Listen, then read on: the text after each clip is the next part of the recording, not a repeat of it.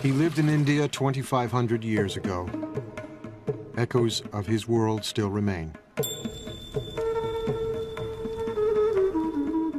The Buddha, the Indian sage whose story inspired one of the world's great religions, Buddhism, the fourth largest religion in the world.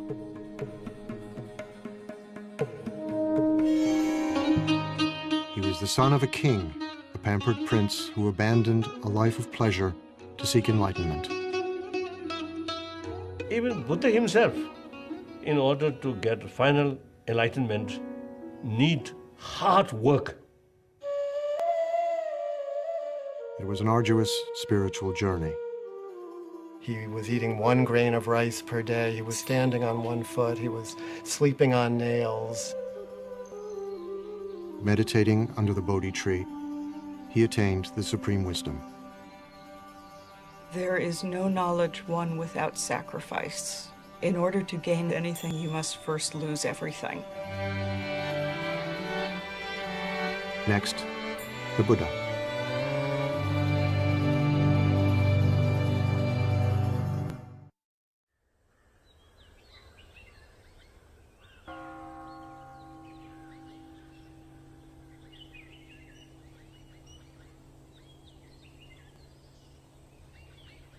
"2,500 years ago, nestled in a fertile valley along the border between India and Nepal, a child was born who was to become the Buddha. The stories say that before his birth, his mother, the queen of a small Indian kingdom, had a dream.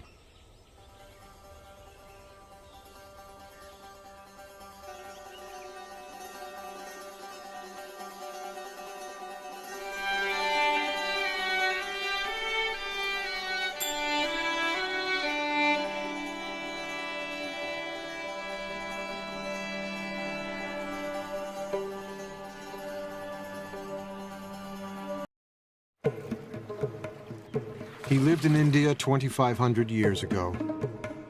Echoes of his world still remain. The Buddha, the Indian sage whose story inspired one of the world's great religions, Buddhism, the fourth largest religion in the world.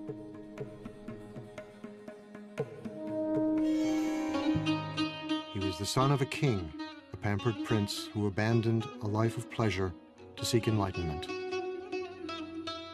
Even Buddha himself, in order to get final enlightenment, need hard work. It was an arduous spiritual journey. He was eating 1 grain of rice per day. He was standing on 1 foot. He was sleeping on nails. Meditating under the Bodhi tree, he attained the supreme wisdom. There is no knowledge won without sacrifice. In order to gain anything, you must first lose everything. Next, the Buddha.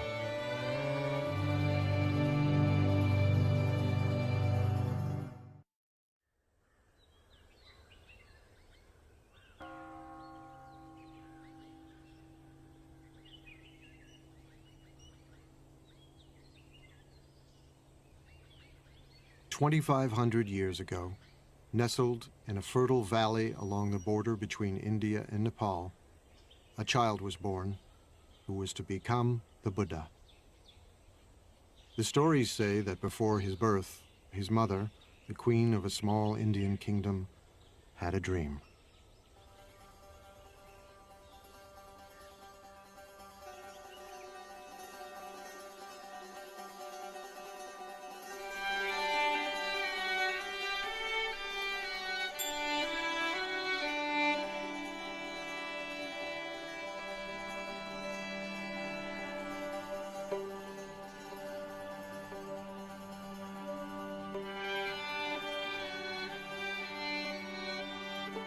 A beautiful white elephant offered the queen a lotus flower and then entered the side of her body.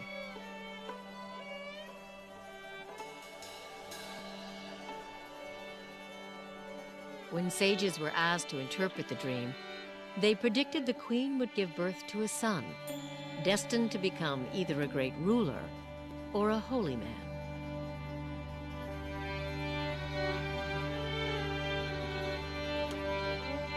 One day, they said, he would either conquer the world or become an enlightened being, the Buddha. People like stories. It is one of the ways we learn. The story of the Buddha's life is an archetypal journey, but it is a means to an end. It is not an end.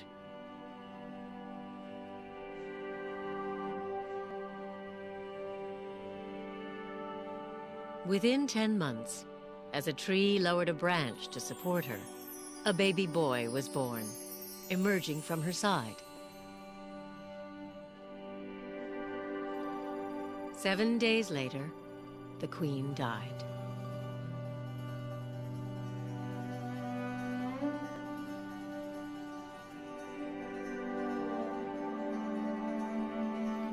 The world is filled with pain and sorrow, the Buddha would one day teach.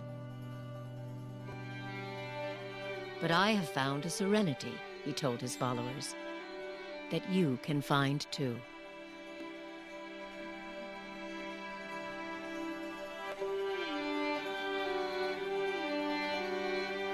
Everybody understands suffering. It's something that we all share with everybody else. It's at once utterly intimate and utterly shared. So Buddha says, that's a place to begin. That's where we begin. No matter what your circumstances, you will end up losing everything you love, you will end up aging, you will end up ill. And the problem is that we need to figure out how to make that all be all right. What he actually said was that life is blissful. There's joy everywhere, only we're closed off to it. His teachings were actually about opening up the joyful or blissful nature of reality. But the bliss and the joy is in the transitoriness. Do you see this glass? I love this glass. It holds the water admirably. When I tap it, it has a lovely ring. When the sun shines on it, it reflects the light beautifully. But when the wind blows and the glass falls off the shelf and breaks, or if my elbow hits it and it falls to the ground, I say, of course. But when I know that the glass is already broken, every minute with it is precious.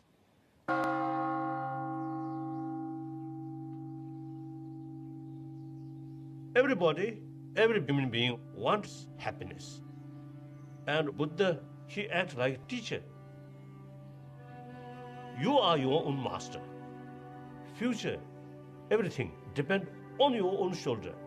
Buddha's responsibility is just to show the path. That's all. The Buddha can shine out from the eyes of anybody. Inside the buffeting of an ordinary human life, at any moment what the Buddha found, we can find.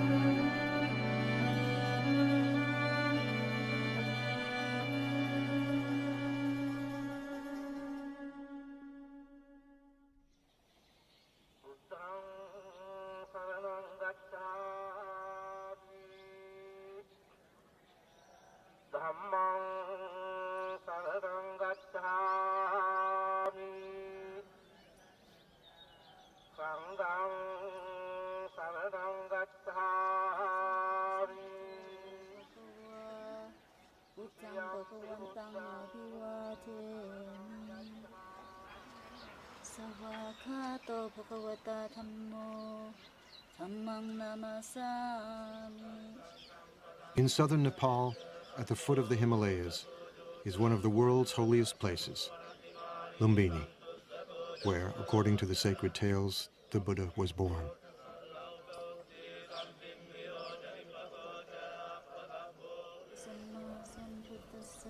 Today, Buddhist pilgrims from all over the world make their way here to be in the presence of the sage whose life story is inseparable from centuries of anecdotes and legends.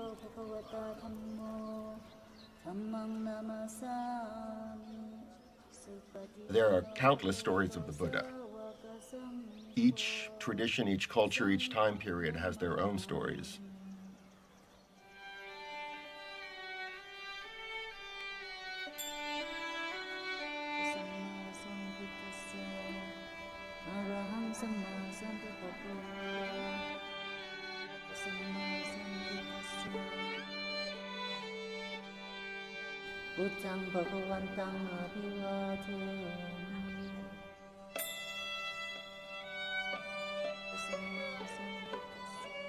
We have lots of visual narratives and artwork from all over Buddhist Asia.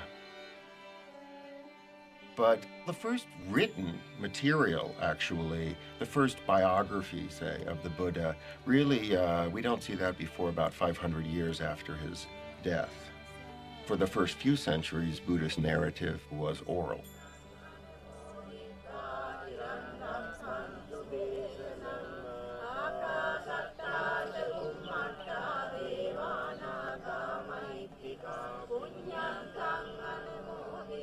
Historically, it is based on something certainly that happened. There must have been someone who corresponded with Gautama Buddha, who we don't know. We don't know how much of it is pure fairy tale and how much of it is historic fact, but it doesn't matter. It touches something that we all basically know. The relevance of it is in the message of the story, the promise of the story. Like any good story, it has a lot to teach.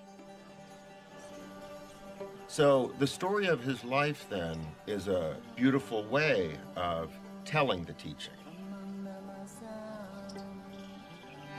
He who sees me sees the teaching, the Buddha said. And he who sees the teaching sees me.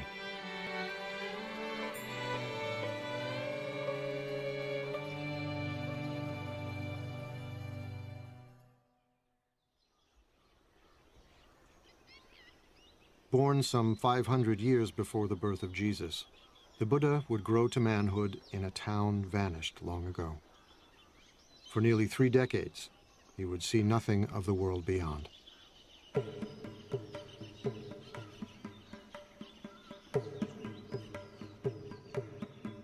The tales say he was the son of a king, raised in a palace with every imaginable luxury.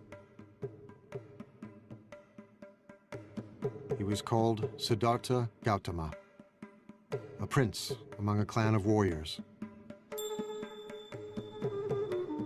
When I was a child, he said, I was delicately brought up, most delicately. A white sunshade was held over me day and night to protect me from cold, heat, dust, dirt, and dew. My father gave me 3 lotus ponds. One where red lotuses bloomed. One where white lotuses bloomed. One where blue lotuses bloomed. The father wants him to be a king, wants him to conquer the world, to be the emperor of India, which at that time was 16 different kingdoms. And it was predicted that he would be able to conquer wherever he wanted if he remained as a king. So the father was creating this artificial environment to coddle him. His father wanted to prevent him from ever noticing that anything might be wrong with the world, because he hoped that he would stay in the life they knew and loved and not go off as was predicted at his birth and possibly become a spiritual teacher rather than a king. Shielded from pain and suffering, Siddhartha indulged in a life of pure pleasure. Every whim satisfied, every desire fulfilled. I wore the most costly garments, ate the finest foods. I was surrounded by beautiful women.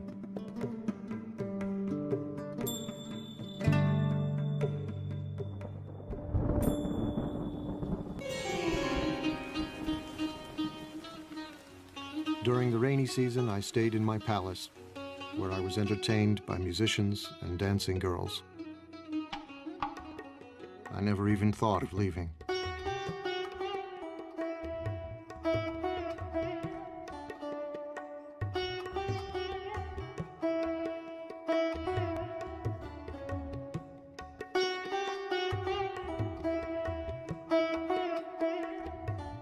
When he was 16, his father, drawing him tighter into palace life, married him to his cousin. It wasn't long before they fell in love. He was totally in love with her. There is a story that on their honeymoon, which was about 10 years long, at one time they rolled off the roof.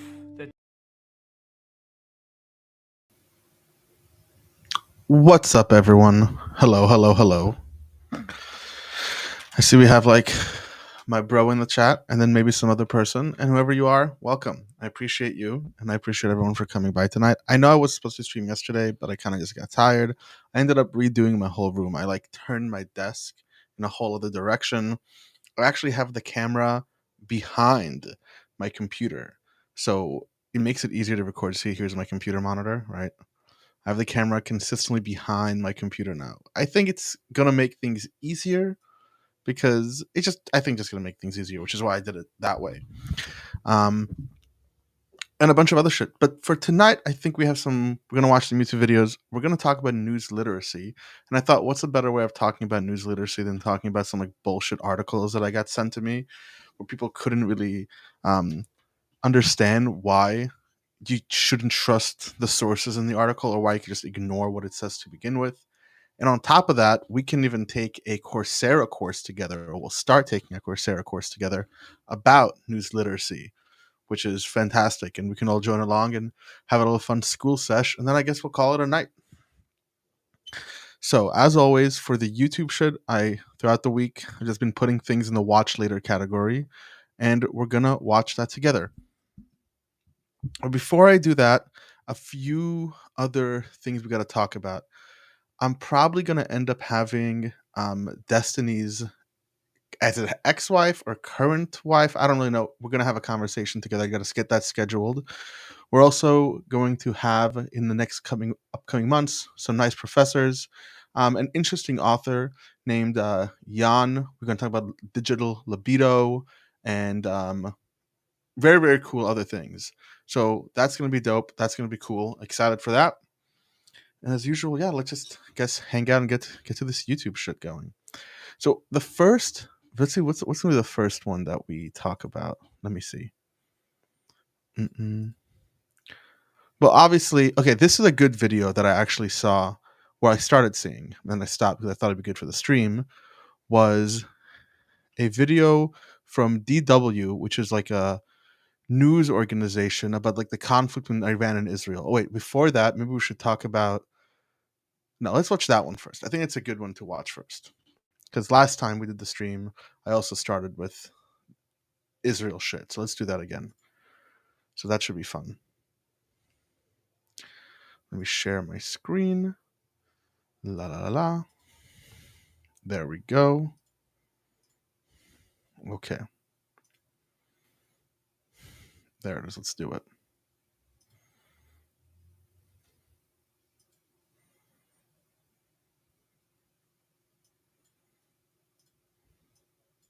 Here it is. By the way, I hope everyone's doing well. You doing well, Bar? Day was good. I see you put sunglasses, so probably was good. Let's go ahead and watch some of this. This is not just a pipeline. It connects two Israeli cities, but what's so interesting about it is that it used to be known as the Israeli-Iranian pipeline in the 1970s, because the two states worked on it together to transport crude oil through Israel to Europe. But that is a thing of the past.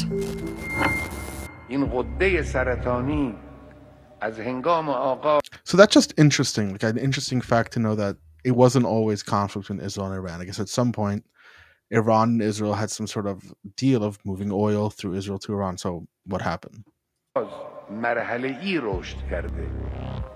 He pledged, quote, "There will be no Israel in 25 years."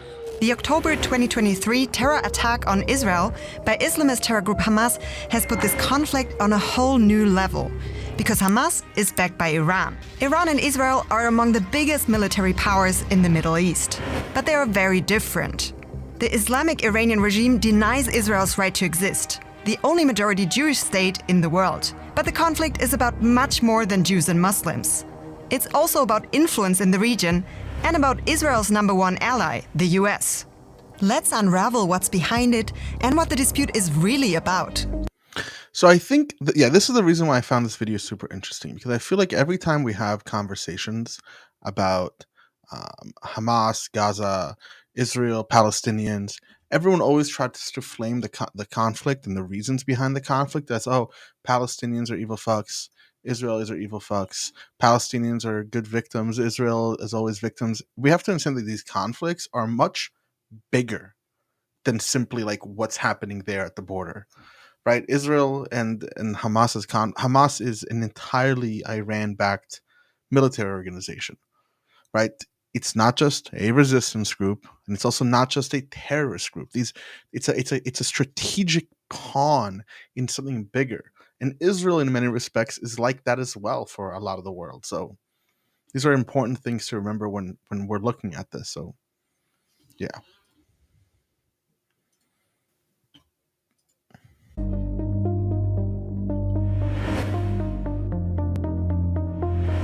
After Israel declared independence in 1948, Iran was actually among the first Muslim-majority countries that recognized the new state.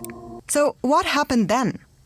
The Iranian Revolution in 1979 turned everything upside down when the Western-backed Shah regime was toppled. Ruhollah Khomeini, the leader of the Islamic Revolution, believed that it should be exported throughout the Middle East and the world. He saw Israel as part of the so-called West in the middle of the majority Muslim world as a problem. And ever since, the Iranian regime doesn't recognize Israel as a state, and leaders don't even mention its name. This is one of Tehran's oldest squares. In 2017, this clock was unveiled here, counting down to 2040, to the destruction of Israel. Because that is part of the propaganda of the religious regime in Iran. The square... Wait, I don't see how that connects. How are they going to connect these 2 points together? Hold up. Okay, how are they connecting these 2 points together? Because I get it. Iran changed the regime. Makes sense. But how are they connecting this to what's going on right now? Because let's watch. It's often the scene of protests like these, transporting the anti-Semitic, anti-Israel rhetoric of the Iranian authoritarian government. Iran has been using this rhetoric of destroying Israel, but I think we need to be a bit careful distinguishing between rhetoric and reality. That was Merzad Boroujerdi. He has written numerous books on Iranian society and politics. What's this guy's name? To be a bit careful distinguishing. Merzad, how do you pronounce that? Iran has been using this rhetoric of destroying Israel, but I think Merzad Boroujerdi. Let me look this guy up real quick. Who is he?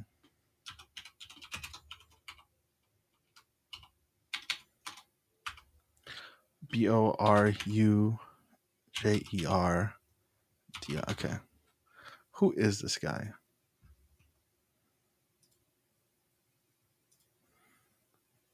By the way, this is what you should do. So who is this person? Middle East Institute, professor of political science, Maxwell Screws in public affairs at Syracuse University. Okay. Sounds legit to me.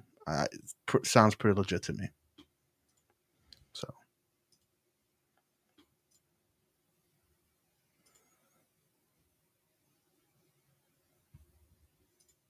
I think we need to be a bit careful distinguishing between rhetoric and reality. That was Merzad Boroujerdi. He has written numerous books on Iranian society and politics, both in English and Farsi, so he really knows what he's talking about. The square we mentioned earlier, guess what? It's called Palestine Square, for a reason. After Hamas' October attack on Israel, people in Iran protested here in support of the Palestinians, some even in support of terrorist group Hamas. But remember, Iran is an authoritarian state. So these protests might not reflect what people actually think, because we've seen in the past that protests have been orchestrated by the regime. It's important to understand that ever since the Iranian Revolution, the Iranian regime presented itself as a vocal supporter of the Palestinians. So why is that? We asked Abed Kanane, an expert on Arab-Israeli relations. Using this issue in order to get a recognition as a regional power in the Middle East. And what he's saying is backed up by political scientist Merzad Boroujerdi. The way to understand Iranian foreign policy is that they claim to be, quote unquote, the leader of the Muslim world. They try to formulate this sort of rhetorical campaign that can resonate with the average citizen in the streets of the Arab Muslim world, where they say, we are the defender of the weak. We are the defender of the Palestinians. We can't go much into detail on the Israeli-Palestinian conflict. If you want to know more, check out our video about it. You know what this makes me think about? This makes me think about like manufacturing dissent and manufacturing consent. Like Manufacturing Consent by Noam Chomsky. Where we talk about how the media, how governments use media to try to manufacture consent and therefore create some sort of like hegemony within the population. But it's also important that people who are trying to manufacture are also trying to manufacture dissent, like anyone who's not in power, anyone who's trying to get into power. They probably have networks and groups that are trying to manufacture dissent within a community, within a group, within a society. So a lot of times we end up finding ourselves, if we just have like this, anti-establishment narrative, sometimes we might just be falling into the trap of being a part of those who are manufacturing dissent. Oh, we are the dissenting crowd, and therefore we're on the winning side, right? This idea of like not only am I the underdog, I'm intellectually the underdog, I'm conceptually the underdog, I'm always on the outskirts, I always have a different opinion, and therefore I'm right. No, a little bit of some of that shenanigans. We got to be worried about that. That happens a lot. So now you know why Iran sees Israel as its enemy. But its influence literally spills over its borders. This is what Iran calls the axis of resistance. You have already heard of the Palestinian militant group Hamas, which attacked Israel on October 7, 2023, and is deemed a terrorist organization by the US and the EU. Hamas is not the only group in the region that gets funding and arms from Iran. These so-called proxy armies include Islamic Jihad in Gaza and the West Bank, Hezbollah in Lebanon, the Syrian Armed Forces, Popular Mobilization Force in Iraq, and Houthis in Yemen. Backing Hamas gave Iran the opportunity to position itself as the leading supporter of the Palestinian cause in the Arab world. Just a reminder, most Muslims in the world are Sunni, including most Palestinian Muslims. So are most Muslims in Saudi Arabia, a big player in the region and the Iranian regime's arch enemy.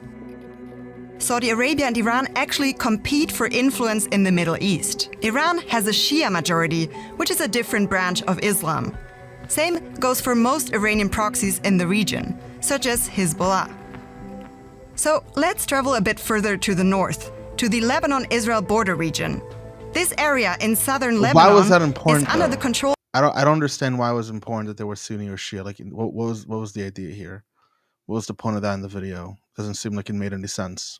It seems like just a fact that was put out there to be put out there. Of Islamist militant group Hezbollah, which is, like Hamas, backed by Iran. And then there are the Houthis, which operate mainly in Yemen. Just take a look at their slogan. It says here in red, "Death to America, death to Israel, curse on the Jews." That's fun. Classic. Basically, the same chants that we hear some 3,000 kilometers away in Tehran. The hatred against Israel often goes hand in hand with hatred against the United States. So there is definitely a common ideology with the Iranian regime and political support for the Houthis. But Iran denies sending the group weapons. Okay, so there are several militias outside of Iran's borders that are backed by the Iranian regime. And some of them have played a role in the aftermath of the October 2023 attack on Israel. In an escalation of the decades-long hostilities between Hezbollah and Israel, Hezbollah fired missiles into Israel the day after the Hamas attacks. What's the point, though? Israel What's the retaliated real with reason? airstrikes in Lebanon. And the Yemen-based Houthis have targeted so Israeli-linked impatient, ships in the Red Sea. This puts Iran in proxy confrontation with Israel. But does that also mean the Iranian regime itself could act against Israel directly at one point? Let's keep that question in mind for later. So we have taken a closer look at the Iranian side, but Israel did not just sit back and wait. Take these two areas in Sudan and in Syria. Both were hit by airstrikes, one in 2009 and 2013. Israel is believed to be behind these strikes, and hundreds more in Syria, targeting weapons to prevent them from reaching Iran's proxy armies Hamas in Gaza and Hezbollah in southern Lebanon. And there's another big and potentially deadly topic: nuclear weapons. The Iranian regime has repeatedly said its nuclear program is only to produce energy. I mean, these are good facts. I mean, they are, but I feel like this title of this video was very misleading so far. The real reason behind the conflict. Well, it's one reason behind the conflict. The real reason. ایران دنبال سلاح کشتار جمعی نبوده و نخواهد بود. It's just that world powers such as the US, China, UK, and the EU don't believe them. And Israel doesn't believe them either. I mean, obviously Iran is looking to get weapons of mass destruction. There's no question about the fact that it's not. Why would they not? It would literally make them infinitely more influential, and obviously they want influence. So for Iran, its nuclear program is a way to put itself in a position of power in the Middle East. The Iranian nuclear program is also part of their geopolitical plans and part of their way to put pressure on the United States and on the West. And Israel sees the Iranian nuclear program as threatening to its existence. And by the way, obviously, Israel is believed to possess nuclear weapons as well, but it doesn't acknowledge this. Israel has nuclear weapons. Anyone who's dumb to think Israel doesn't have nuclear weapons. Over the years, there have been many sabotage attacks. Take this nuclear facility in Natanz, where experts say an explosion in 2020 set back Iran's nuclear program by up to 2 years. Iran has blamed Israel for them, and Israeli officials have implicitly threatened to attack Iran's nuclear facilities. Israel's intelligence agency Mossad is also believed to have targeted Iranian nationals, including a series of assassinations. What's up, Bojangles? How you doing, my brother? Watching some politics news. We're going to talk about some other random shit. Just having a good time. However, has never officially admitted to it. Remember the oil pipeline we mentioned at the beginning? Well, today there's no Iranian oil flowing through it. Enter Azerbaijan. Yes, another country that plays a role in this conflict. Since the 90s, Israel has had good relations with Azerbaijan, a Muslim-majority country with an authoritarian regime. Azerbaijan has become one of Israel's key suppliers of crude oil and is a close military partner. One detail is important here. Look at Azerbaijan's south. The country I really didn't know that Azerbaijan was involved in such an important way. Interesting. 700-kilometer-long border with Iran. And this location could potentially help Israel perform a long-range strike on Iran. So now we have a better understanding why there's a conflict between Iran and Israel. Iran is using anti-Israel rhetoric to gain more power in the Middle East. And Israel is pushing back against Iran's proxies and the country's influence. And we already know, both countries are regional powers. But how come a country as small as Israel is such a big military player? Well, that's partly because Israel is not alone in seeing Iran as its enemy, and it has a powerful friend. The US is Israel's #1 ally. Okay. Militarily and financially. That support is based on really close. Iran is with Israel was one way the US has been trying to contain Iran's influence in the region. Remember. So is the real reason the conflict is because Iran is a regional power and America wants to be a regional power? Like, this is not new information. But it was interesting about the whole deal with Azerbaijan. I didn't know that Israel and Azerbaijan had even good relationships whatsoever. I was entirely blind to that existence of that thing. Iran is officially a Shia country. And the authoritarian government didn't really seem to like Israel improving relations with majority Muslim countries in the region. Yeah, I mean, I was saying this since day one, right? I was saying this since day one, that one of the main reasons for this to even happen is because Iran didn't like the fact that Israel was getting comfortable with the UAE and other Muslim countries.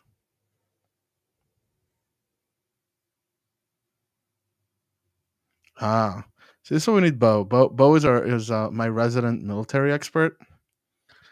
That's what he is, the resident military expert. That's a good point. Okay, it helped defeat Armenia. Interesting. I did not know that.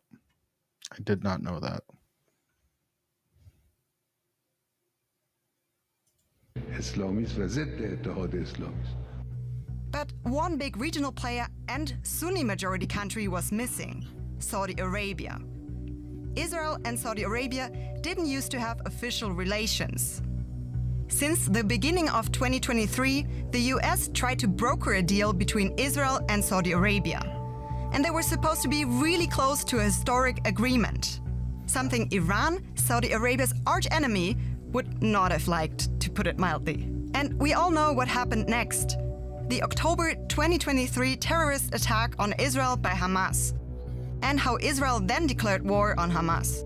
The deadly Israeli strikes on Gaza sparked outrage in the Arab world, and they have put on hold the relations between Israel and its neighbors. As you know, Iran's proxy armies are attacking Israel.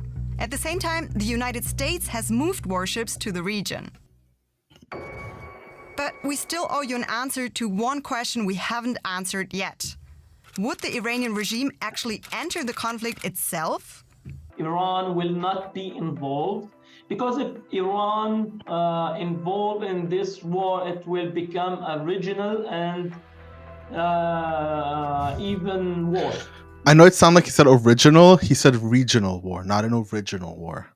Regional. Than regional war. My argument will be, they know that getting involved in a war with Israel, when Iran really doesn't have any air force to speak of, they are no match for sophisticated Israeli planes. So it seems Iran wants to avoid getting involved directly. But the Iranian-Israeli conflict is very far from solved right now, as are many other conflicts around the world. If you liked our video, tell us which other geopolitical that wasn't the worst video I've watched. It wasn't as good as I thought it was going to be. From the first few minutes I watched it, I was like, oh, let me add this to the stream. It wasn't as good as I thought it was going to be, honestly. Honestly. So what? Okay, here's a different video. Let's see which one. Which next do we watch? Forbes, White House holds press briefing. Okay, let's watch some White House shit. Oh, look at this. Packed room. Happy New Year, everybody. Happy New Year. It's so good to see everyone. Welcome back. 2024, here we come. Doesn't it feel like she's a high school teacher? Oh, look, everyone's here. Happy New Year, everyone. That's so funny. High school teacher, Carrie Jean-Pierre. And with that, we are just 16 days away from parts of the government shutting down. 16 days away. 16. Instead of doing their jobs, House Republicans left Washington in the middle of December, and they're not back until next week. The American people want Congress to work with the president to take care and work on real issues that matter in their lives. That's what the American people want to see. But instead of entering this year, by the way, a new approach the standard. Why is this an hour long? I thought it was going to be 10 minutes long. Anyhow, that's way too long. We can't watch something for that long. That was a mistake. But anyhow, general Republican strategy is, wow, look how bad Democrats are. We're not going to do anything, and we don't have any substantial policy to help you. It's just they're bad. Things suck now. Vote for us. That's really how it goes. Or things suck, vote for us because we'll do nothing about it. And the real solution is to do nothing. That's like classic Republican politics. Deliver for the American people, House Republicans are prioritizing baseless impeachment stunts. In fact, earlier today, House Republicans said, and I quote, "We'll shut the government down. We control the money." It's been 13 Okay. weeks since the. I didn't know this was going to be an hour long. I thought it was going to be like 10 minutes long. I don't know why I misread that, but we can forget about this video. Maybe let's watch this Piers Morgan thing. From Douglas Tel Aviv, Murray. the Okay. So I found it so funny that Douglas Murray is now Piers Morgan in Piers Morgan's show, but with Douglas Murray as Piers Morgan. The arc is changing, right? We had the Piers Morgan as Piers Morgan in Piers Morgan Uncensored. Now we have Douglas Murray as Piers Morgan in Piers Morgan Uncensored. It's layers deep. I wonder what's next. Former British Army officer and now trustee of the UK Friends of the Association for the Wellbeing of Israeli Soldiers, Colonel Richard Kemp, and from Ramallah, Palestinian National Initiative leader Mustafa Barghouti. Thank you both for joining me. Let me start with you, if I may, Mr. Barghouti. We've just had this news in. We've all just heard it of the deputy head of Hamas being killed in Beirut. Obviously, this is the leader of the group that killed Palestinians in the coup in Gaza in 2006 to 7. And, of course, one of the people who planned the October the 7th massacre. What's your response to his killing? I already have predictions about this. I already have some predictions. One of my first predictions is we're going to see what I talked about earlier, which is trying to frame this conflict from like good guys, bad guys, victims, right? It's not going to take into account anything about global politics, right? The guy who's for the Palestinians is just going to frame it as Palestinians are just inherently did nothing wrong. The Israeli guys are going to be like, oh, Israel has never done anything wrong, cannot do anything wrong. There's not going to be any conversation about what this means globally, geopolitically. That's not even going to happen. I'm already making that call. It's not even going to hint. There's not going to be a hint of it. A hint of it. Tonight. Well, if you allow me, and I hope you will accept that from me, I think your presentation is absolutely one-sided, totally biased to the Israeli side. You speak about the right of Israel to defend itself, but you don't mention the right of the Palestinian people to defend themselves. You fail to mention that Israel is the aggressor, which started this terrible occupation since 56 years. And Palestinians, as people under occupation, according to international law, have the right to defend themselves and to resist occupation. You failed to mention that no less than 29,000 civilian Palestinians have been killed by Israeli bombardment. I mentioned that. You mentioned as if they were killed on their own, not by Israeli bombardment. What should be clear here is that 29,000 Palestinians, if we include those under the rubble, have been killed by Israeli terrible airstrikes and artillery bombardment, including no less than 12,000 children. I've said so many times on so many programs, I'm against the killing of any civilian, whether Palestinian or Israel. But if you speak about the killing of 30 Israeli children, you should also speak about the 12,000 Palestinian children who were killed. Well, Mr. Barghouti, I'll do a follow-up, if I may. I did mention the killing of children. I did say that is appalling damage in the war. But let me finish the question before you try to answer a question I haven't yet asked. Please. You said that the Palestinian people are allowed to resist, as you call it. What does that look like in your view? I'll say what I think it should look like. Resistance should look like attacking military installations. If you're resisting an occupying force, you target the occupying force. If you just go ahead and kidnap civilians and do all that garbage, that's something else. We start going into different territories. It also depends when you do it. When should a oppressed group have the right to resist? Is it just like at any time and any moment? Like, what if there are peace negotiations? What if you're dealing with a nation with diplomacy? All of these things matter and are important to understand within context. And I think that we shouldn't move away from that. Context matters. When things are done matters. How things are done matters. Who it's done to matters. According to international law, people who are under occupation have the right to resist in all forms, including military forms, as long as they respect international law and international humanitarian law. Okay, so what does it look like? What does it look like? Israel wants not only to... Look, I've been struggling with nonviolent resistance all my life. I was injured 9 times by the Israeli army, although I never used any weapon. I was shot twice. But you're not telling me. But you're not telling me, sir. Wait a minute. You're not telling me what legitimate resistance is. While legitimate resistance is all forms of resistance that respect international humanitarian law, which means not attacking civilians, not attacking... So he agrees. What Hamas did was not legitimate resistance, right? He just said it. I think that we can understand from what he's saying that that's what he said. What Hamas did on October 7th was not an act of resistance. They broke international law. They took civilian hostages. They killed women, children, and elderly. That is not a legitimate form of resistance. Let's see if he's willing to say it outright. He might not. He will be, but children. But again, pay attention. Like I said, they're not going to talk anything about geopolitics and the fact that the Palestinian people are pawns in the Iranians' game. So that's not going to be mentioned, not even once. It's very clear. That's what international law says. I am not creating that. Okay. But even when I was in my white coat, wait a minute. When I was in my white coat, in treating an injured person, an Israeli sniper shot me twice. The same mentality of these snipers killed Shireen Abu Akleh, your colleague, the journalist, and no Israeli was indicted. 303 of my colleagues, doctors, nurses, health professionals, have been killed by Israeli airstrikes in Gaza. 104 ambulances were destroyed.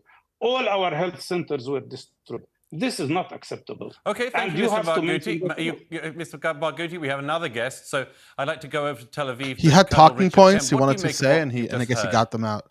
He got his facts out. I think Mr. Barghouti talks about legitimate resistance adhering to the laws of war. Well, first of all, resistance to what? The Israelis withdrew from Gaza in 2005. Yeah, Israel withdrew, but Israel didn't. The blockade didn't stop. It still has been pretty rough, and some people in there might still be pretty upset and frustrated with what's going on, right? So that's, I think, an important thing. Even though there is no occupation in Gaza, there was a blockade. They might be upset about that. They could get upset about the blockade. They can't control their border or whatever it is. But their border with Israel, I mean, that's Israel. Israel can control that border so long as you want. Maybe there's an argument about their sea trade routes. Maybe you can talk about that.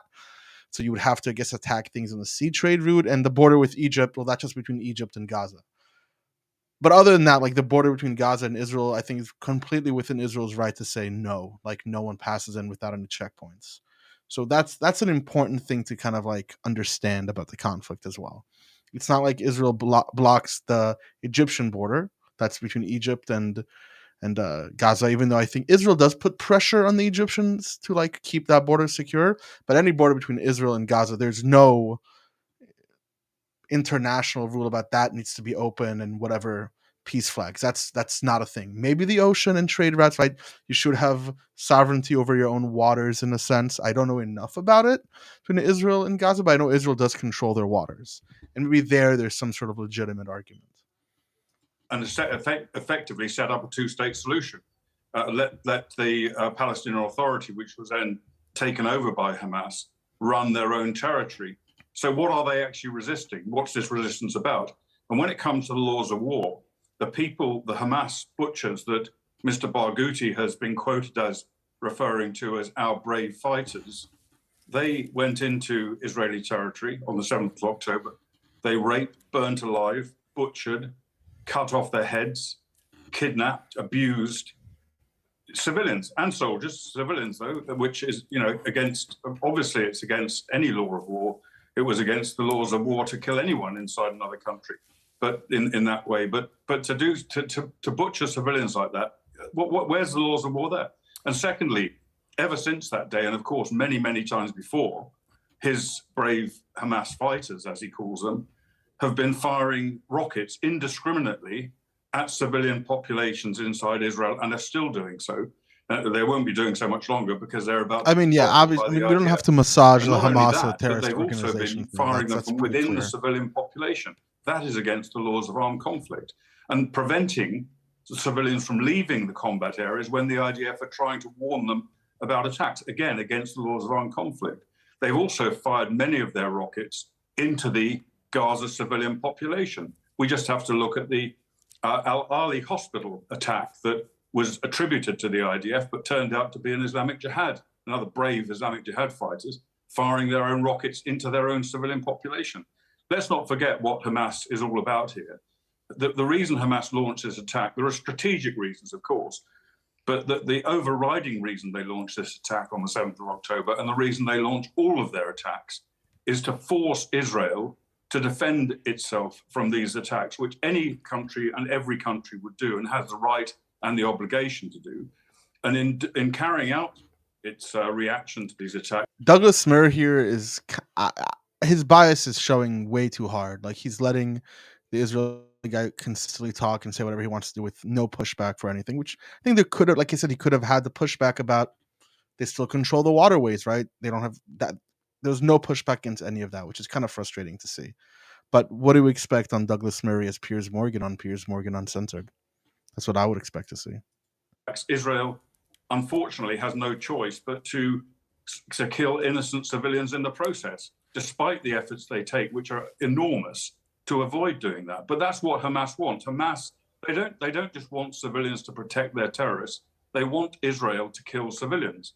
So that Israel is then condemned, delegitimized, vilified, isolated around the world. And it works every time in the United Nations, in the universities, in some governments, human rights groups, always condemn Israel.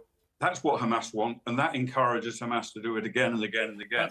And by Mr. Barghouti, who claims to support peaceful resistance, by Mr. Barghouti justifying what they do, he also has blood on his hands from encouraging Hamas terrorists. I think you are absolutely biased. Mr. Barghouti, you're going to get a moment. Mr. Barghouti, you're going to get a moment to respond to that. I just want to ask you first, let's just clear this up before you do respond to Colonel Kemp. Did you call Hamas our brave fighters or not? I never said that, no. I don't know where you got that from. Well, no, it's not true. You are putting words in my mouth, but let me respond to what the colonel said. The colonel. Well, let's see if he said it or not. Right? He said they're putting words in his mouth. Let's see if he did say that. What's this guy's name? Mustafa Barghouti. Okay. Mustafa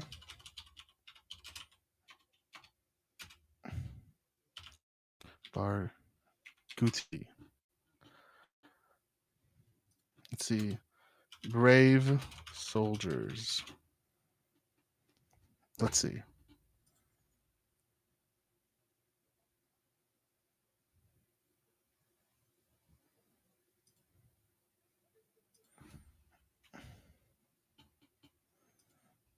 Did he say that? I don't know. He says he didn't. I'm trying to figure this out.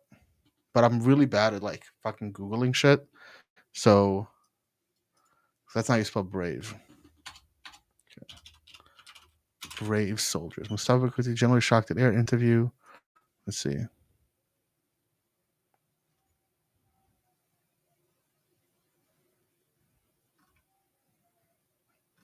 Okay. Doesn't seem like it says it here.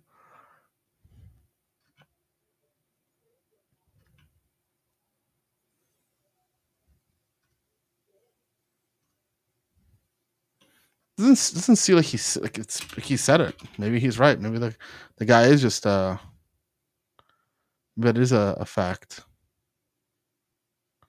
What is this? Fuck this website.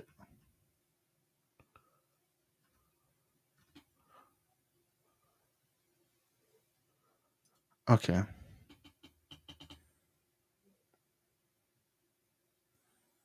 Maybe that is where we can find the answer.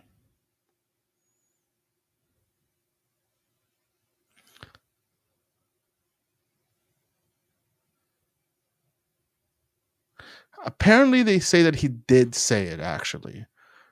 Frank, was it brave fighters? Okay. My brave fighters? Did he just say brave fighters? Because at the end of the day, we gotta. I mean, they are brave, right? Imagine going and fighting against Israel's military.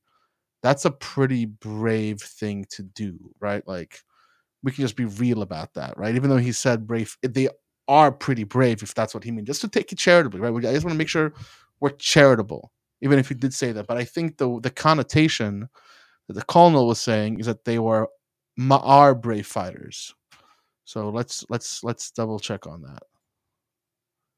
And that encourages Hamas to do it again and again and again. And by Mr. Barghouti, who claims to support peaceful resistance, by Mr. Barghouti justifying what they do, he also has blood on his hands from encouraging Hamas terrorists. I think you are absolutely biased. Mr. Barghouti, you're going to get a moment. Mr. Barghouti, you're going to get a moment to respond to that. I just want to ask you first, let's just clear this up before you do respond to Colonel Kemp. Did you call Hamas our brave fighters or not? I never said that, no. I don't know where you got that from.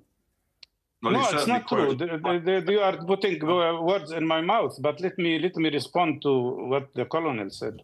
The colonel is reflecting clearly a very clear white supremacy approach.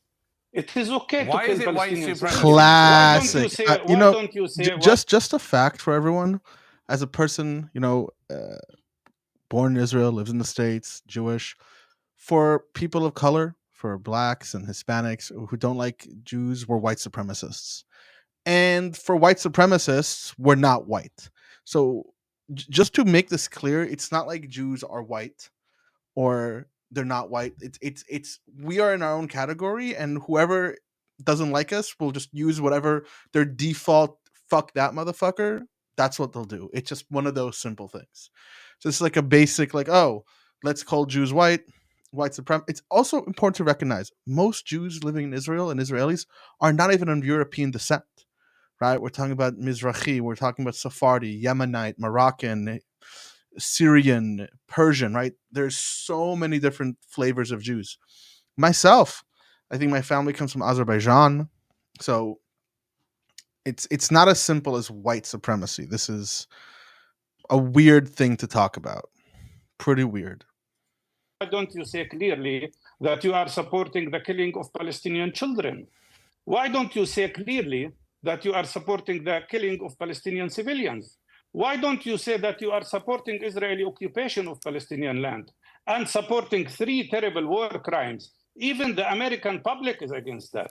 3 war crimes. The American public, the classic arbiter of truth. The International Court of Justice is looking into now. The war crime of... Oh, that's an interesting point. Just so you know, I think it's South Africa has charged Israel with genocide and ethnic cleansing in the international courts. So there's going to be, and Israel's defending that claim. So we're actually going to end up seeing some sort of court or some sort of adjudication on what the facts are. That's interesting. We need to keep up to date with that. That's going to be really an interesting thing to talk about and see how both the accusations look and the defense looks, because now we're going to be able to really parse things out outside of like a media marketing propaganda campaign. Collective punishment and the war crime of ethnic cleansing. 90% of the Palestinian people were evicted from their homes. What would you have said if Palestinians evicted Israelis from their homes? Well, they have done, of course. Acceptable? Mr. Barghouti, they have done, Why of course. Why don't you use the same standard? I'm going to go back to Colonel Kemp in a moment. But why is this white supremacy? Where did that come from? The Israeli public are not all white. Because I think you don't see us white enough, and you are against anybody who's not white. And that's why you justify terrible atrocities that Israel is committing. And you are justifying not only the fact that Israel is occupying us, but the fact that Israel conducted the worst kind of ethnic cleansing in 1948, forcing 70% of the Palestinian people out of I'm going to go back to Colonel Kemp. These are the facts. I'll just go back to Colonel Kemp quickly. Colonel Kemp, you said that Mr. Barghouti said our brave fighters were Hamas. He says he didn't say that. Who's right? Well, I certainly read him quote. He may not have said it, but I read him being quoted as saying, I think it was Middle East Eye or something like that. But he can certainly, if he'd like to Google it was fact checked. He did say find that on the internet. And what do you make of this claim? And what do you make of this claim, Colonel Kemp, that everyone who justifies or is in any way on the side of Israel during this war is a white supremacist? Because Israel doesn't look like a very all-white country to me, but I don't know. No, I mean, there's there are all blends of races in Israel, and one thing we should remember as well is that there is a significant Muslim Arab population in Israel. And one thing that I've observed in recent weeks is a skyrocketing of support for Israel among. I think that while it's right that the Israeli Arab population is has systemic barriers, to say that they're persecuted, that's not necessarily the language is loaded, right? Let's just be clear. The language is loaded for a reason. Loaded language sways people, it moves people. I don't understand the white supremacy claim. I really don't. It doesn't follow me. But I think that he makes a good point about, well, why don't you say that why don't you make it clear that you're that you're justifying or that you're for the genocide of or the killing of Palestinian, or you're okay with the killing of Palestinian civilians. And I think that Douglas Murray has not been clear enough about his stance on that and what he really thinks about how to mitigate that. It's almost like there's nothing anyone could possibly do to mitigate the issue. And I think that the right call is not to expect, a war to look pretty, but to expect the international community to not be so hands off. And it's both support for Israel wanting to eliminate Hamas from its border, the Iranian proxy organization that's not interested in peace, while also trying to help, really materially help make sure that Palestinian civilians are not being killed and supporting that process. So both things can be true here. We don't have to be so dichotomous about it. The Israeli Arab Muslim population, the polls, a number of polls have shown that a huge growth of support for Israel, a greater association with the state of Israel. I think that's wrong. I think he's wrong about that. And that is I think he's wrong about that. I don't think that's right. Hamas, his from what I've seen about news in Israel, Arab population came in and up in arms not about what's just happening. Israelis, but Israeli Jews, but they also came and killed a number of Arabs and people from many different ethnicities.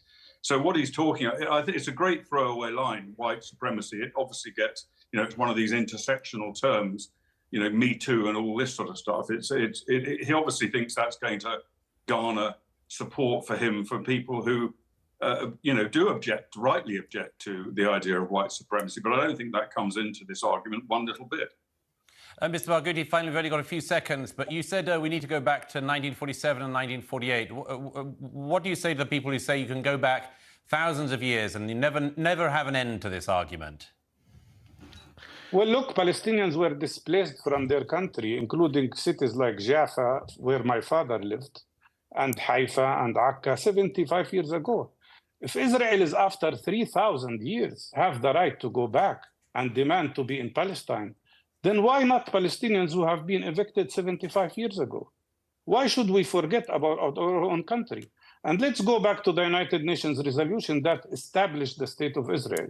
It said that there should be two states, Israel and Palestine. Israel was created. And Palestinians and Arabs rejected that resolution. So you can't go back to the resolution after it was actually, now that we didn't get what we thought was going to happen, right? The Arab League, and there was the idea of getting an Arab League in the area. Now that didn't happen, can we go back to the original agreement? I don't think that's fair to do. I think there are civilians and people living there. But if we're going to consistently try to make pragmatic political solutions by trying to undo some sort of historical justice wrong, I don't think we're going to be able to get anywhere. Frankly, I don't think it's going to help anyone in any situation. I think the real thing to look at is what can we do right now that will make sure that both groups are able to move forward.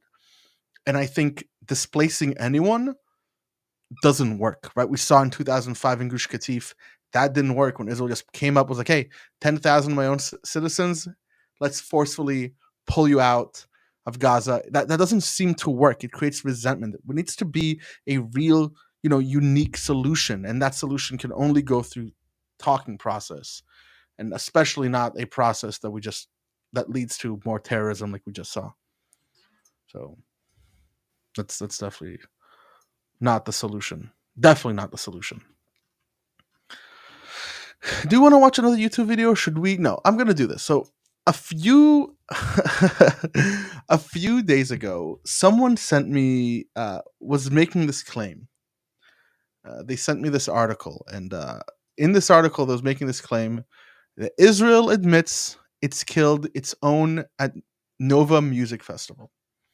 Now, what is even more absurd, that let's say that did happen, that this entire article was trying to paint Israel as like this monstrosity state, but what it's called like the Hannibal Directive, which was a directive by the IDF which said, we're not going to let Hamas take civilians, or we're not going to let Hamas take soldiers captive, because that doesn't work. So we're going to do whatever we can to make sure it doesn't happen, even if that means that by accident or by some sort of way, the soldier themselves killed or terminated in a sense. I know I had similar feelings when the October 7th attack happened. I remember telling my brother, who's in the chat, and my family was, hey, if I was captured, just imagine me dead. Don't worry about me. Just imagine that I'm dead, because what needs to happen right now isn't just bring me back, but deal with this entity that's going to do this again and wants to do it again. So it's important to understand this painting and this narrow, let's just paint Israel as evil, right? It goes back into the idea of manufacturing dissent as a way of manufacturing consent between dissenting parties.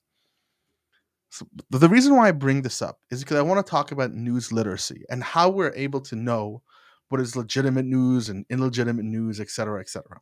So this person sent me this article, and I was just kind of shocked about the fact that they were even not recognizing that this is just full of shit, right? They will quote, and let's just look at the article. Let's just start by looking at the article. Okay? Here it is.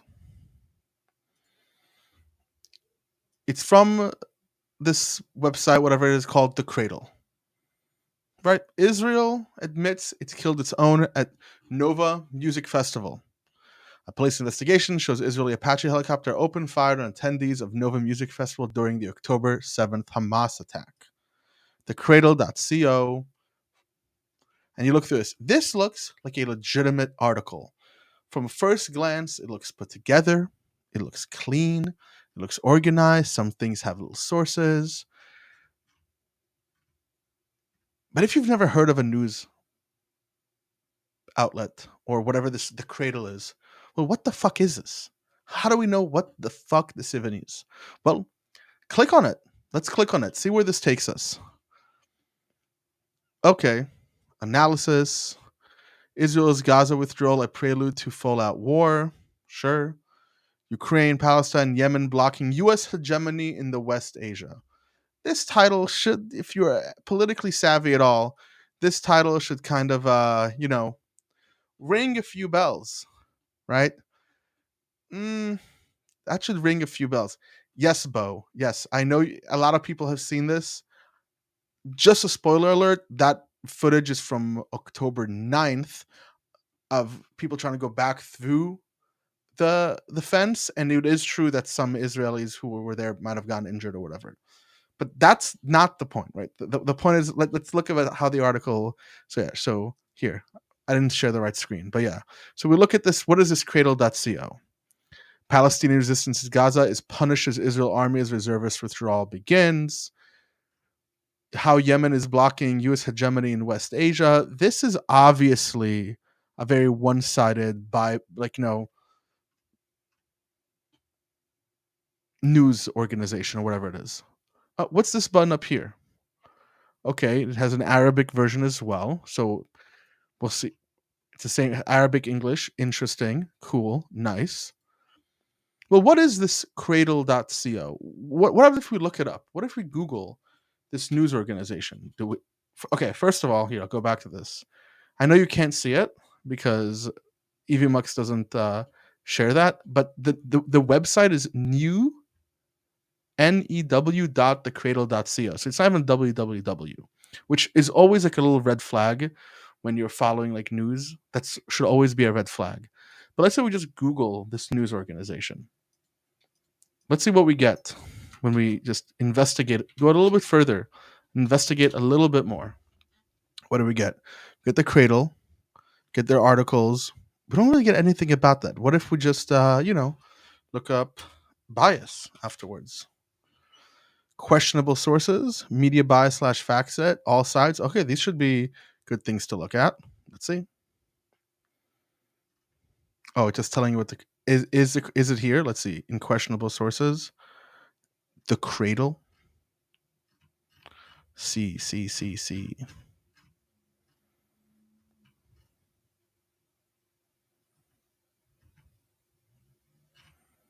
Maybe it's in T, the cradle. Or we just do Control F, obviously. That'd be a much better way. No. Well, I didn't find it here, so this is not going to help us. Couldn't find it here. Let's keep looking. Media bias chart. The cradle. Why is it not doing... Okay, there it is. The cradle, media bias chart. It doesn't even have a rating. That should raise red flags, right? It's not rated. It doesn't seem like to be a news source that people are actually dealing with. That's a red flag. What else should be a red flag when we look at this? I didn't mean to stop sharing my screen. The author. Who is the author of this? The news desk. There isn't a specific author. We go down.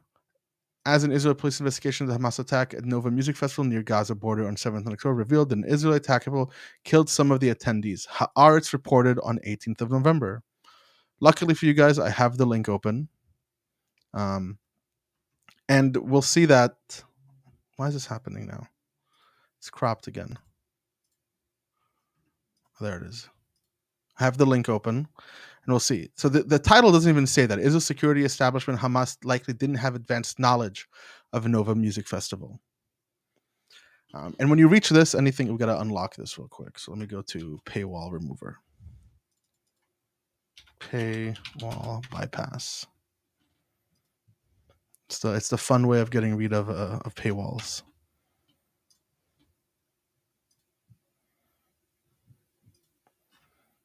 And then we got to click on this, try archive today, blah, blah, blah. Sure this tab is set. Okay, there we go. And the place that they're talking about is, according to a police source, the investigation also indicated that IDF combat help that arrived at the scene and fired at terrorists there apparently also hit some festival participants. That is as far as you're going to get. So it's a source to a source without any actual source. That's not even what the article is about. So then we can look up the claim. Is it true that an Apache helicopter killed people on October 7th? Let's look that up. Apache helicopter killing Israelis October 7th, Nova. Fact check. Let's see. False. We have any fact check. We just found, here you go, fact check. It's false. Does this video show an Israeli Apache helicopter firing at a Nova Music Festival? No, not at all. The video shows engaging Hamas terrorists, not firing at the Nova Music Festival. This is basic fact checking. And if you don't do this when you look at news, if this is not something that you like routinely do, you should just literally ignore the news site. Like, you just shouldn't even like continue looking at it, engaging in it. There's really no point to even dealing with it. So why do I bring this up? Because I was sent this article and the person just wanted to argue with me that this was legitimate. And even after saying, hey, you're just embarrassing yourself, fact check it. They're like, oh, the source was there, I will believe it. That's not healthy skepticism whatsoever in any way, shape, or form. So what I thought would be fun is to take a news literacy course on Coursera together. I thought that would be totally cool to do. And we can start watching the videos, learning a bit, basically doing classwork together. I think that would be fun. So that's what we're going to do real quick. Share. Okay. Here it is. Who's down for this trip? I'm down for this trip. So let's get started. Week 1. Why news literacy matters.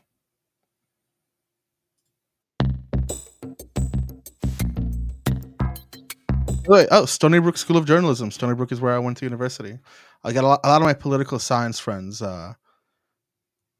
took this class, and they said it really, really shaped the way they think about things. So I learned a lot about news literacy from them, specifically my roommates. So this is going to be good. Every hour of every day, we are bombarded by vast amounts of information. Some has made the world a better place. Think of all of the advances in health, education, and social engagement made possible by the internet, and more recently by social media. But much of that information can mislead us, and misleading information can cause great harm. For example, over the past decade, misinformation about vaccines has led to the reemergence of childhood diseases that had almost been eradicated, like mumps and measles. Today, Islamic extremists use propaganda on social media to lure thousands of young people to Syria. Didn't even know this was going to be in it, but hey, they use propaganda on social media to make you think that Israel is murdering its own citizens because there's some evil terrorist organization. Or they make you think that, the Hamas fighters are just resistance. But this is how disinformation is used. It's both used to create consent within a population and dissent against another population. Very important. To join ISIS. The digital era confronts us with 4 critical challenges. The first, the amount of information that floods over us each day, which makes it difficult to sort out the reliable from the fabricated. The second, new communication technologies make it possible to create, then virally spread, content that appears authoritative, but is not. The third, the conflict between speed and accuracy. Accuracy is losing. The fourth challenge, the internet and social media feed our... That's a legitimate thing. That's a really legitimate thing, is that speed is winning the war. We for example, look at what happened with the Ali hospital, where it was claimed that Israel bombed a hospital. New York Times ran with it. AP ran with it. Reuters ran with it for 4 days straight, only to find out that that wasn't the case. That was a massive failure on news organizations. So let's keep learning about our preference for information that supports our beliefs. Ooh, question. Oh, we got a question. Holy shit, I didn't expect this. I'm on the spot. Okay. Why is it so small? Do we have to make this bigger? Yeah. Okay, here we go. Okay. Which of the following is not one of the 4 challenges that news consumers face? Accuracy, crisis, overcoming our own bias. I think it's not enough information. I think that's not something that consumers face. Correct. Haha. We got it right, folks. We got it right. Next one the chat has to answer, by the way. Okay. Next one the chat has to answer. The latest technologies like smartphones have transformed our society profoundly. They have made it possible for everyone with access to the internet to publish information. They have empowered individuals around the globe to share information with others. They have added immensely to human knowledge. But as Uncle Ben told Peter Parker in Spider-Man, with great comes great responsibility. A healthy civil society can exist only if the public is well informed with accurate information. If people can be easily misled, the consequences can be dangerous. As communication technologies advance, we need to develop a new kind of literacy and critical thinking skills that address the 4 challenges and beyond. We call such critical thinking skills and techniques news literacy. Exactly. And this is what I talked about earlier before we even started this. Can you imagine having so much conviction that you're like, you send someone an article that is so blatantly false, and then after you're told you're embarrassing yourself, check your sources, you double down. that is just astounding to me. And I think everybody needs to engage in news literacy. And this is why we're going to be doing this together on the live streams. We're going to do this course together, and then we're going to come out of it better. Literacy matters because we should know how to recognize the difference between journalism and other kinds of information, and between journalists and others who disseminate information. We should be able to quickly identify the difference between news and opinion. Individuals with good news literacy skills can analyze the difference between assertion and verification, and between evidence and inference. The news evaluation techniques we developed help you deconstruct news reports based on the quality of evidence and the reliability of sources. What do you do News when literacy issues skills make it mainstream media won't cover or suppress? Well, if there is a piece of information you feel like mainstream media won't cover or suppress, you still need verification. The sources has to be there. It cannot be conjecture, right? These has to be things that are legitimate, right? You just have to follow the same steps. But a lot of times, consensus as a whole plays an interesting role. And sometimes if there's information that seems to be outside of the mainstream, that's also fine. But again, you have to, as a let's put it this way. You can read an Associated Press article and call bullshit, just like the New York Times and fucked up with the Ali Al hospital.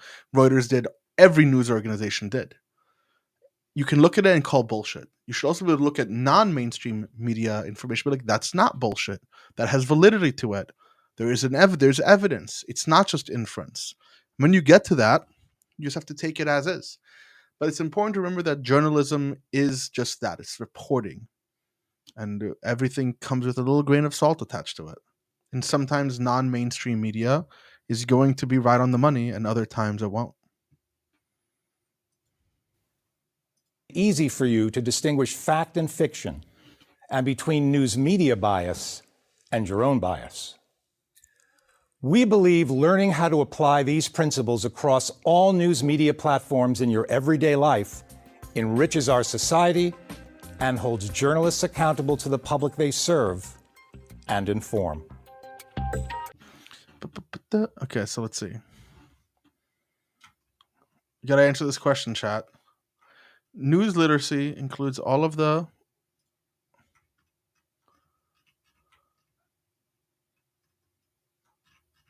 news literacy involves all of the following except evaluate the quality of evidence and sources, tell the difference between news reporting and opinion, discovering and following only the most popular. Okay, this is obviously this one. Tell the difference between news media bias and audience bias, distinguish journalism from other kinds of information. But I will let chat, unless you think I'm wrong, it's not that one. Are we verifying that it's this one? Is everyone on board with this one?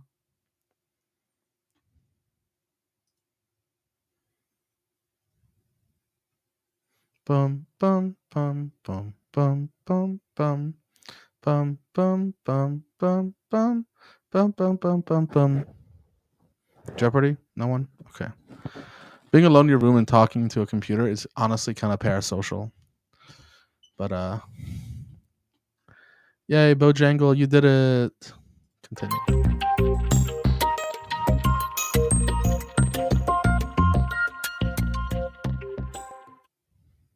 Okay. Good. What's next? Next. Let's go. Too much delay on chat? Okay, then I'll just answer myself.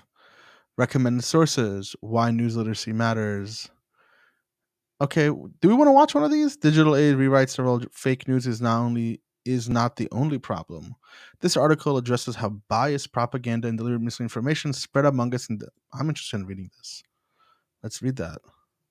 Wow, why is it not working? Lame. Okay. How about digital age rewrites the role of journalism? Okay. Interesting.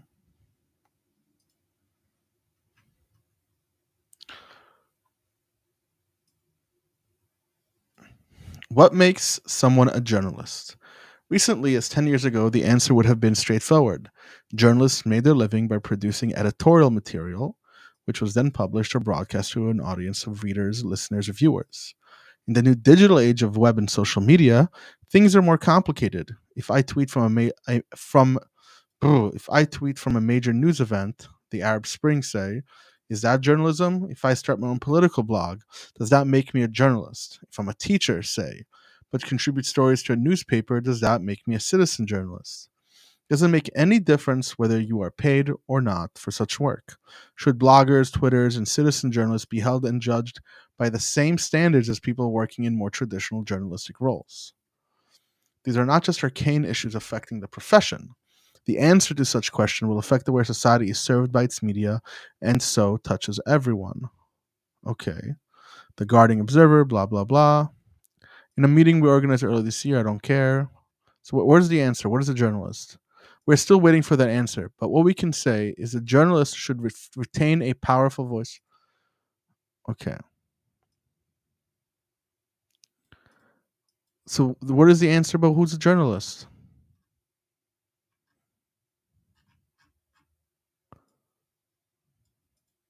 So the line is blurred. That's what we're getting. We're getting the line is pretty blurred about who's a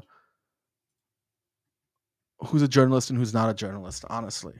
So I guess everyone's a journalist. There's professional journalism and citizen journalism, and they both need to be held to a standard. But what is that standard? Tweeting is journalism, so is podcasting and Facebooking. Ooh, guys, I'm a journalist. Did you know that I was a journalist? I guess I'm a journalist now. New title, baby. Journalist. It's about investigating stories and knowing how to tell them. But while there was a general agreement that opportunities to publish have never been greater, the more concerns of, who's going to pay for it? A journalist who is also an academic put it like this. Very few people make a living self-publishing, and not at all doing investigative journalism. Serious journalism is not commercial, and citizen journalism cannot sustain it. True.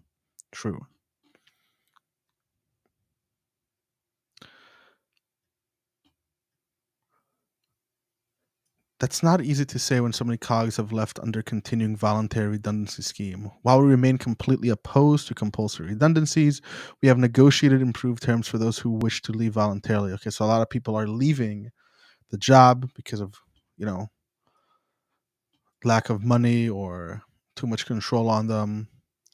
Very, very interesting. So basically, what I'm getting from it is we're fucked, honestly. And it's up to us, which is why I guess the whole course about news literacy, it's really up to us to I did the thing where I messed up again. There we go. It's up to us to figure it out. Okay. Mark as completed. Next on the okay. Power of information. Let's go.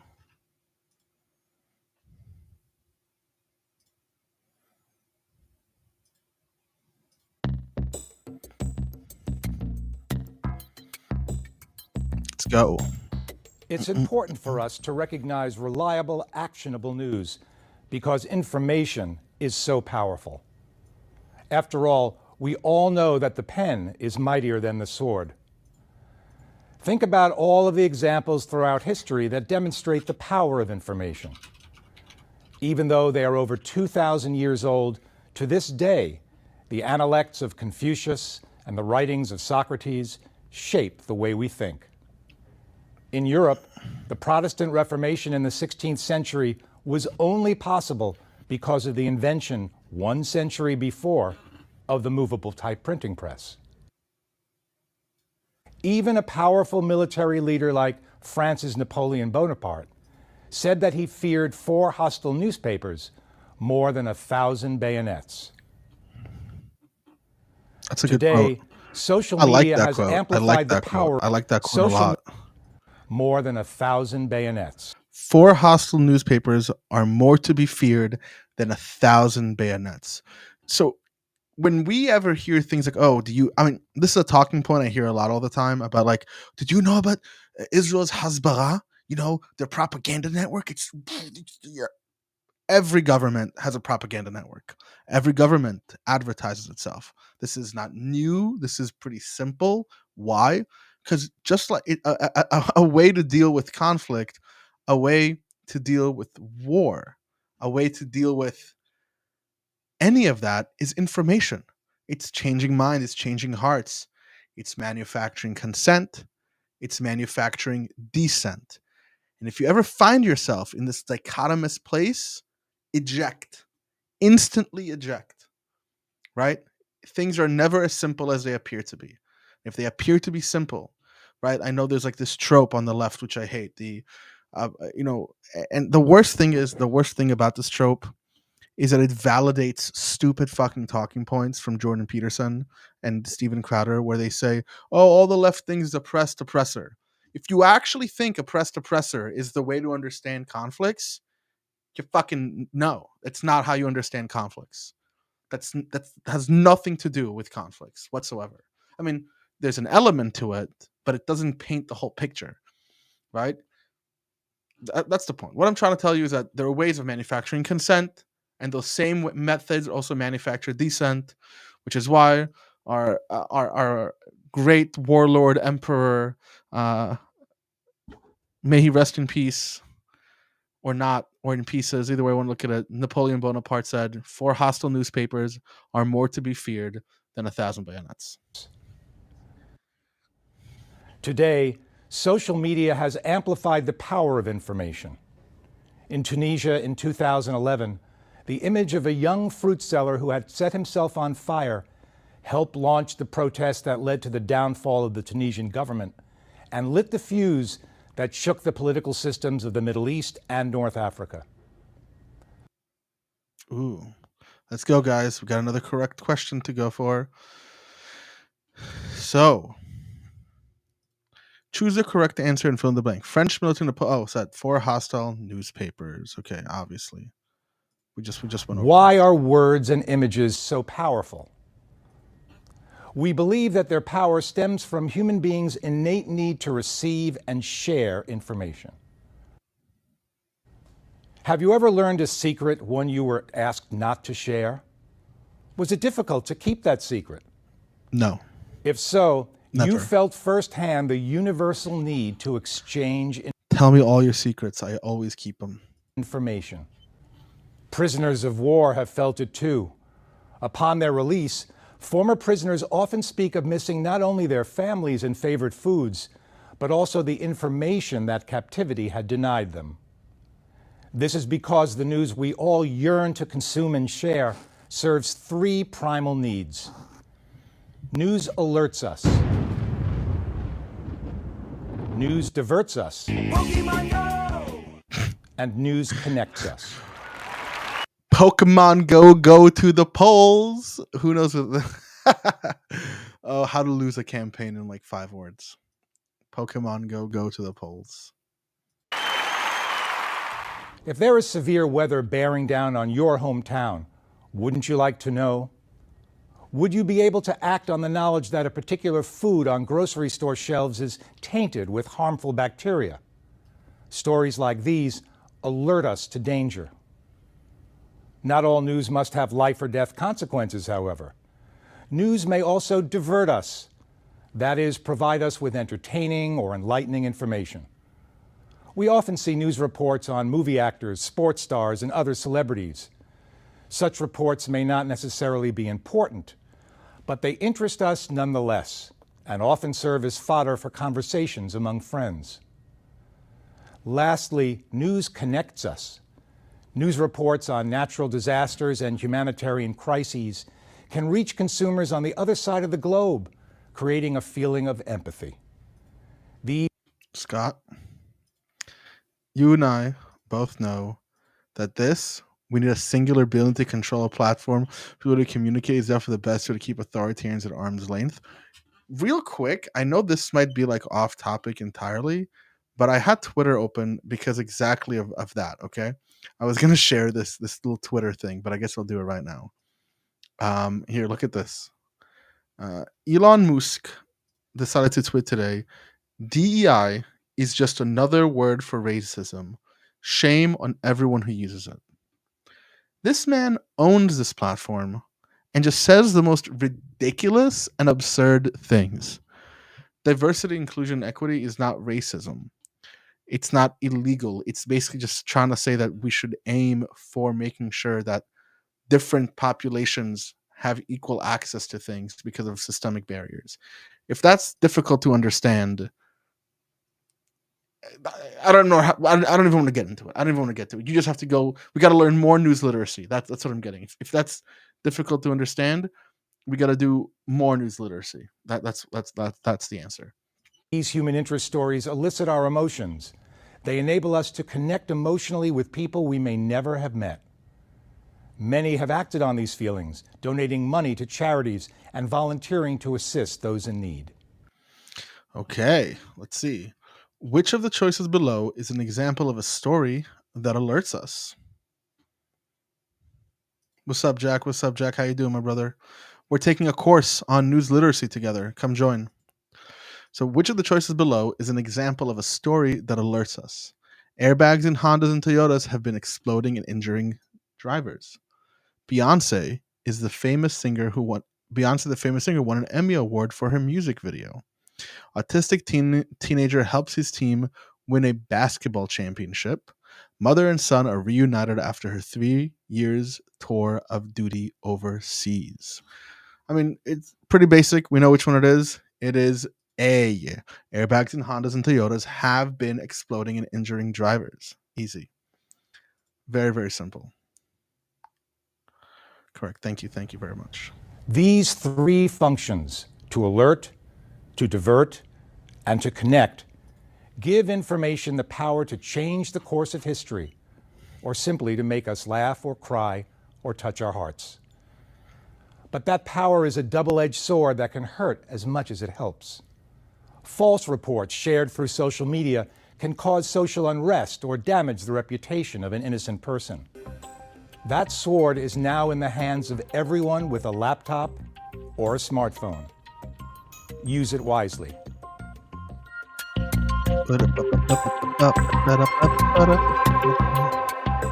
Nice. Cool.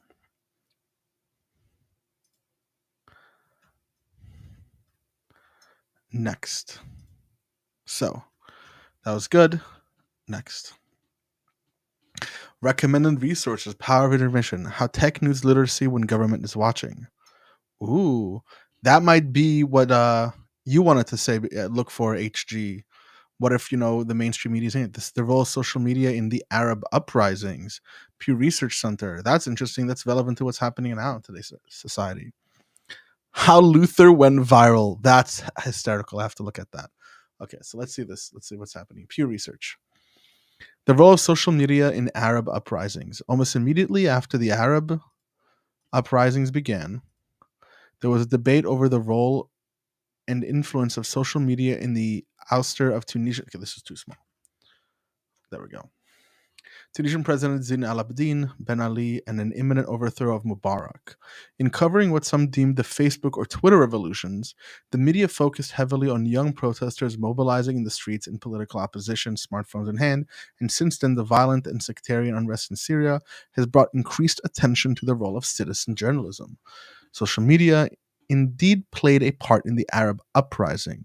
Networks formed online were crucial in organizing a core group of activists, especially in Egypt. That's the source I opened.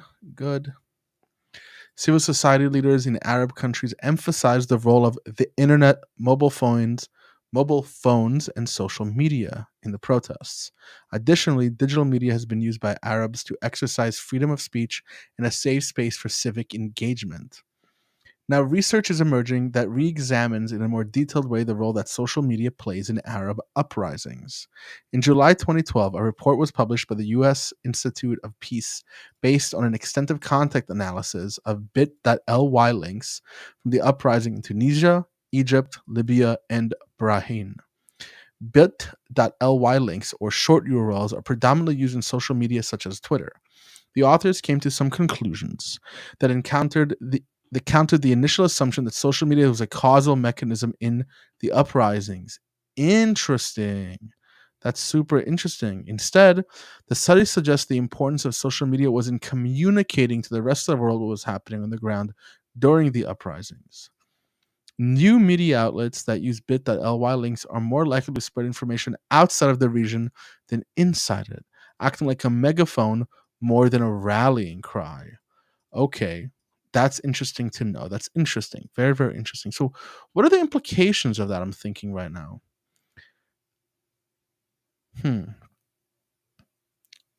I don't have a formed opinion, but I would like to say that this might tell you it's almost a rallying cry, right? Spread information, and whatever information you see for international groups. So like Twitter, all these social media platforms are less about the communication in the area as the original authors thought, but rather it's about outside, for out groups, not for in groups. Okay, data from the Pew Research Center's Global Attitudes Project at least somewhat supports this conclusion, with finding that the majority of Egyptians are not online. Nearly 2/3 of the population do not use the internet. When looking specifically at those with a college education, the use of social media for obtaining political information is more prevalent than in other segments of the population, though most of the country is disconnected from the internet. The Arab American news outlets find they must compete with this abundance of online content in order to evolve alongside readers who are increasingly turning to the internet for information. Newspapers have made the greatest inroads here so far, with most offering at least some form of digital content, while still maintaining print versions for older generations for those who prefer a physical newspaper. Okay. Depending on where it's from, to whom it's attributed, and especially the various... Okay, what are they talking about? I kind of skipped this. Arab American media are forced to compete. Okay, so that's that. We got the main gist of it. This is a really, really interesting point right here. This is really, really cool. I like this. We copy that and paste that somewhere. That's an interesting thing. Okay, we learned something new. We learned something new.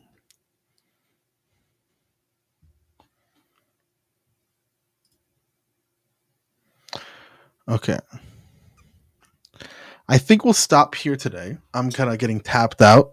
My stamina for live streaming is not too high. It's been an hour and 30 minutes-ish. And of course, thanks everyone for coming on. Thank you for being with me.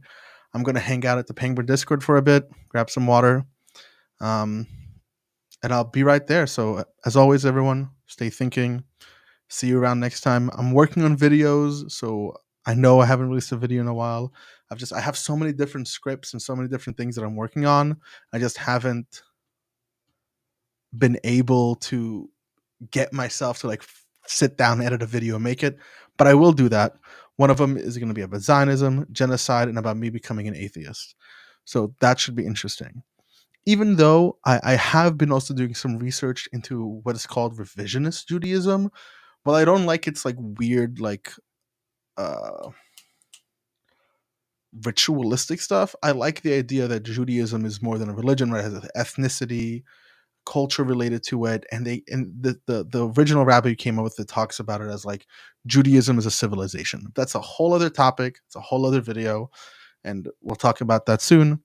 And as always, I'll see you around next week, Tuesday, 8:30 or 8 o'clock between that time. And always stay thinking, everyone.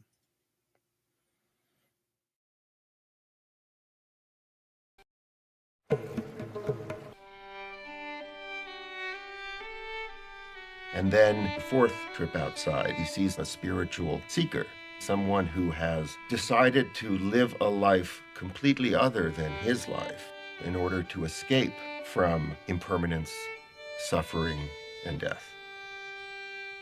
So he has this sort of traumatic encounter with the pain and suffering of life. We try to protect our children. We don't want to let our children see all the pain that's in the world. But at a very early age, at a time before he could remember anything, at a time before there was conceptual thought, he already suffered the worst kind of loss that one could suffer. Suddenly and mysteriously, his mother died when he was a week old. So something tragic happened, right at the beginning. That might be what it takes to become a Buddha, is that you have to suffer on such a primitive level.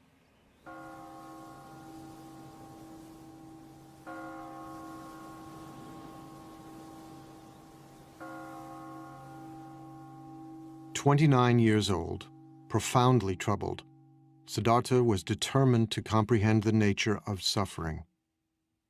He resolved to leave the palace.